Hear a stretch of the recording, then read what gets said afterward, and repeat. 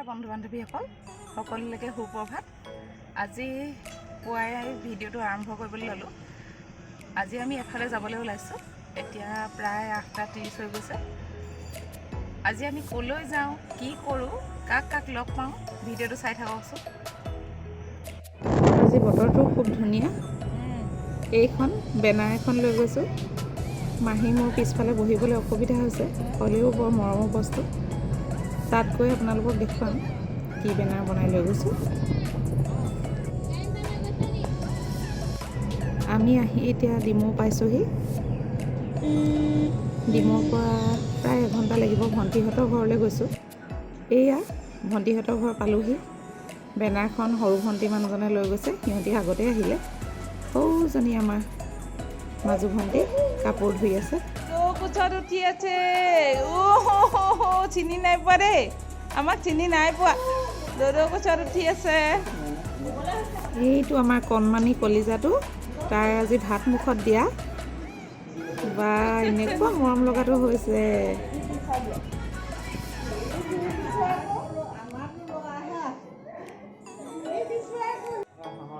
দাদাকে পানী খোৱা গিলাচটোত তাকো খাব লাগে। চোৱাচোন কেনেকুৱাটো। খাবা খাবা, তুমি অলপ পাছত খাবা দেই। আলহী ঘৰত আহি কাপোৰযোৰ সলাই ক'ত বহি গৈছোঁ চাওকচোন।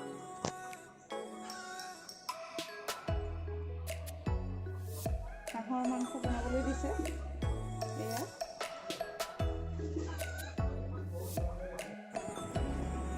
এনেকৈ জুইত মাংস বনাই খাই কোনে কোনে ভাল পায় কমেণ্ট কৰিবচোন। মই কিন্তু বৰ ভাল পাওঁ। জুইত বনালে অলপ বেছি সোৱাদ হোৱা যেন লাগে ন। আহিয়ে লগালগ এনেকৈ ৰান্ধনি কাম দিছেহি সিহঁতে, মোক দেখিছেনে? হ'লেও কিন্তু বেয়া পোৱা নাই, কাৰণ হেতা ল'ৰাই ভাল পোৱা মানুহ যে। মাংসত অলপ কোমোৰা দি দিছোঁ, লগতে অলপ আলু।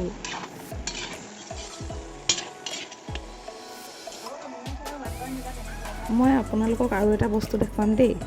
এই জুইকুৰাৰ ভিতৰে এটা বাট ৰাখিছে, তাত এনেকৈ কেটলিটো পাতি ৰাখে আৰু কেটলি পানী ধুনীয়াকৈ উতলি থাকে। এয়াও কিন্তু কম বুদ্ধি নহয় ন। মাংস প্ৰায় হ'লেই। বহাগ মাহত হাঁহ খাবলৈ বেয়া বুলি কয়, কিন্তু আজি হাঁহকেইটাত বহুত তেল ওলাইছে। খাবলৈও নিশ্চয় ভালেই হ'ব, তাতে নিজে বনোৱা যে। বেয়া হ'লে কেনেকৈ হ'ব ন। মাংস ৰেডি হৈ গ'ল। এতিয়া মই বনাবলৈ ল'লোঁ মাছবিলাক ফ্ৰাই কৰি লৈছোঁ। মাছো জুইতে বনাইছোঁ।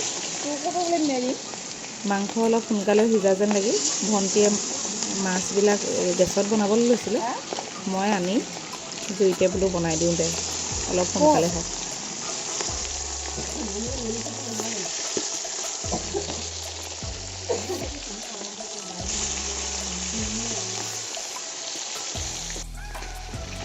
মাছবিলাক ফ্ৰাই কৰি লৈছোঁ।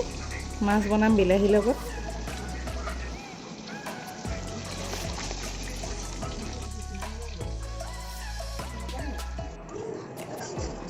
এতিয়া মই গেছত আহি পনীৰ বনাবলৈ লৈছোঁ। বিলাহী, আদা, নহৰু, পিঁয়াজ এনেকৈ পেষ্ট কৰি বনাই লৈছোঁ। পনীৰখিনি নাভাজোঁ, নভজাকৈ পনীৰখিনি ভাল লাগে খাবলৈ। ভজাতকৈও নভজাকৈ পনীৰ খাই বেছি ভাল লাগে চাবচোন। ভাজিলে অলপ টান হৈ যায়, সোৱাদটো কমি যোৱা যেন লাগে। এই সৰু ভণ্টিয়ে ক্ষীৰ বনাই থৈছিলে, এয়া আপোনালোকক দেখুৱালোঁ।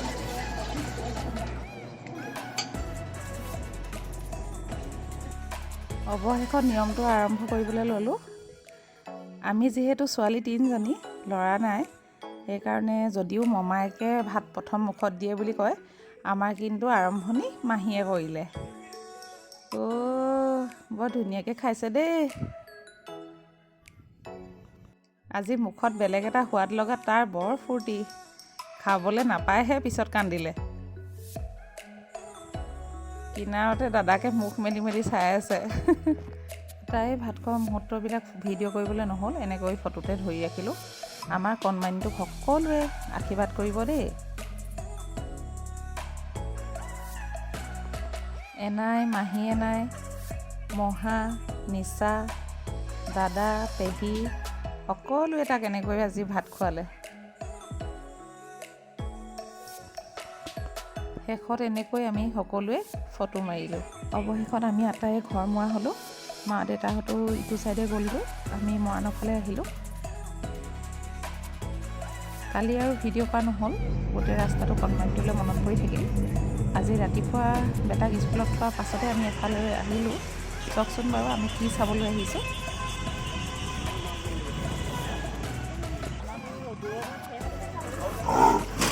এইটো জন্তু আমাৰ মৰাণৰে ওচৰৰ ঠাই এখনত ধৰিলে। ইয়াৰ নাম ঘোঁ। ইয়াক এতিয়া চিৰিয়াখানালৈ লৈ যাব। কি ভয়ংকৰ, কেনেকুৱা খং উঠিছে তাৰ।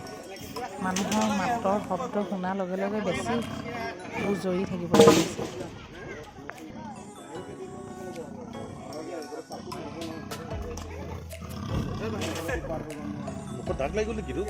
আজিৰ ভিডিঅ'টো ইমানতে সমাপ্ত কৰিলোঁ। যদিহে ভিডিঅ'টো চাই ভাল পালে লাইক, কমেণ্ট, শ্বেয়াৰ লগতে ছাবস্ক্ৰাইব কৰি দিব।